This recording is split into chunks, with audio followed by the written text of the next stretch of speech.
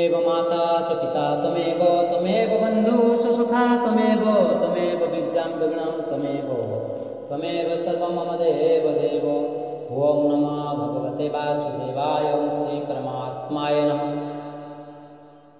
श्रीगणेशाय नमः। श्रीमद्भागवद्गीता कर्मयोग पंचमोऽध्याय। कायने मनसा बुद्ध्या केवलेन्द्रियैरपि योगिनः कर्म कुर्वन्ति संगं त्यक्तात्मशुद्धये। अनुवाद। संग व आसक्ति त्याग करी योगी माने केवल विशुद्धीकरण निमित्त शरीर मन बुद्धि एपरिक इंद्रिय मानक साहाय्य कर्म करती। भावार्थ। कृष्ण चेतनारे कर्म कले कृष्णंकर इंद्रिय को तृप्ति देवा निमित्त तुमर शरीर मन बुद्धि किंबा इंद्रिय मानक साहाय्य जहाँ किछि कर्म करा जाए ताहा सबु दिव्य कर्म अटे। सेथिरे कौनसी प्रकार भौतिक दोष न थाए। कृष्ण चेतनशील व्यक्तिर कर्मरे कौनसी प्रकार भौतिक प्रतिक्रिया न थाए। तेणु कृष्ण चेतनारे कर्म कले व्यक्ति स्वतः सदाचारी हो जाए बा सदाचारी अवलंबन करे। अर्थात अन्य कथारे यहाँ ही कह जाइपारे जे कृष्ण चेतनारे कर्म कले व्यक्ति अति सहजरे विशुद्ध कर्म करिपारे। श्री रूप गोस्वामीतांकर भक्ति रसामृत सिंधु पुस्तकरे निम्नमते वर्णना करिछन्ति।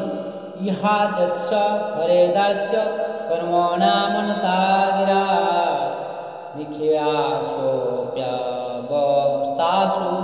जीवन्मुक्त स उच्यते। अर्थात जो व्यक्ति कृष्ण चेतनशील अर्थात कृष्ण सेवारे नियुक्त अछि से मुक्त पुरुष अटे। जो व्यक्ति काय मन वाक्य बराबर कृष्ण सेवारे नियुक्त अछि से ए भौतिक जगतरे नानाविध तथा कथित भौतिक कर्मरे रत इले सुधा से एक मुक्त पुरुष अटे। ताहार मिथ्या अहंकार न थाए किंबा से जे जड़ शरीर एकथा विश्वास करे नाही किंबा से जे ए शरीरर अधिकारी यहा से धारणा करे नाही।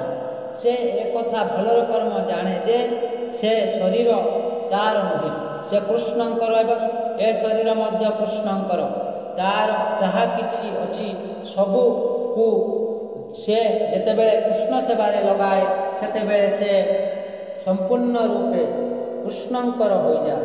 तार शरीर मन बुद्धि वाक्य धन जीवन आदि जहाँ सबु प्राप्त होइछि सबुको जेतेबेले से कृष्ण सेवारे लगाए सेतेबेले से कृष्णंक सहित युक्त हो जाए।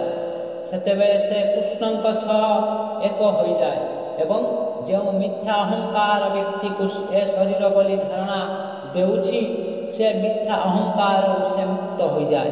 यह होछि कृष्ण चेतनार उपयुक्त स्तर। कर्मयोगी ममत्व बुद्धि रहित केवल इंद्रिय मन बुद्धि और शरीर द्वारा भी आसक्ति को त्याग कर अंतकरण की शुद्धि के लिए कर्म करते हैं।